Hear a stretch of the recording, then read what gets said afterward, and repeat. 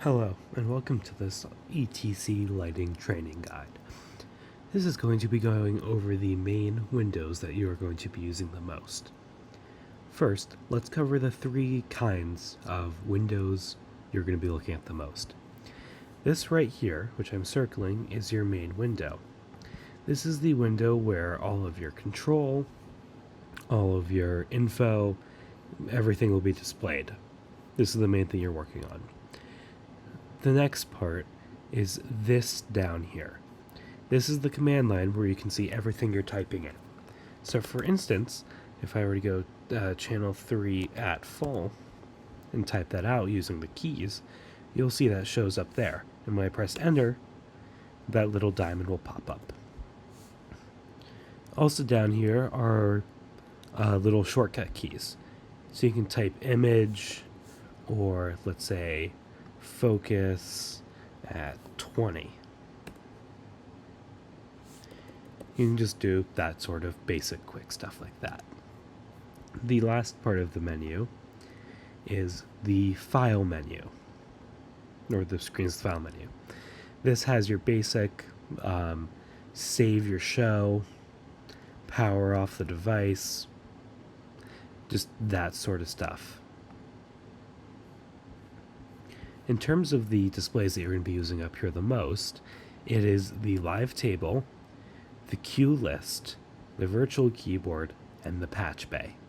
Let's go over one by one. The live table is how you see all of your currently patched lights. So here you can see I have a standard dimmer. Standard one parameter lights are indicated by a simple little vertical square. Now, what's a parameter? A parameter is the channels available to control something. So a one parameter light is typically just your standard old light bulb source 4 type light, where the only control is brightness up and brightness down.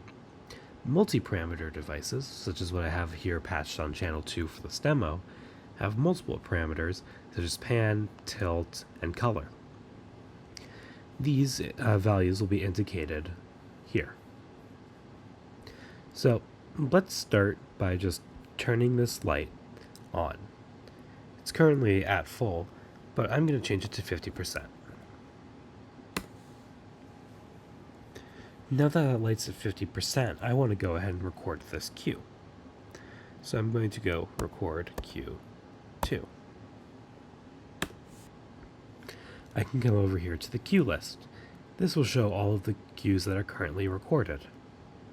Here you can see the cue that I just recorded and the parameters that are associated with it.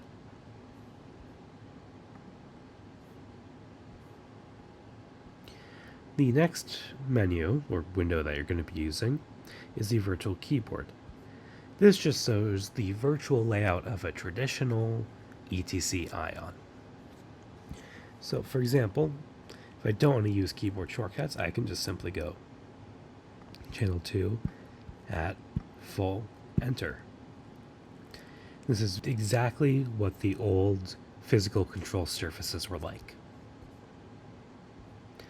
The last menu here is the patch. You shouldn't have to touch this much, but just in case you do, this is how you use it. Click on the channel that you want to patch. Let's say I want to patch channel number 3 that's represented on the live table. I want light fixture number 3 to be DMX channel 86. Just like that, I'll click that and click enter. To patch multi-parameter devices, simply click on the channel, like for single parameter devices. Click the starting channel, so this is the first DMX channel it's going to be used, for instance 87. Then click on type. This will pull up all the different types. From here, in this window, search for the specific brand. In this case, let's say that I'm using an ETC light. I'm going to come over here, and my light in question is a D40 luster. Simply click that, and then this really depends on the light, but this is the model of the light or how many channels the light is using. So let's just say that I have that D40 luster as a Studio Plus 7 model. Like that, simply click enter. And just like that, I've patched a multi-parameter device. The last menu or window you're going to be using a lot isn't actually a window, but rather a pop-up. This is called ML controls. This is how you change parameters on multi-parameter devices, just color and pan and tilt. See here, just by dragging this around, I can change the color of the light, or use this here to pan and tilt it. To make that go away, just simply click that again.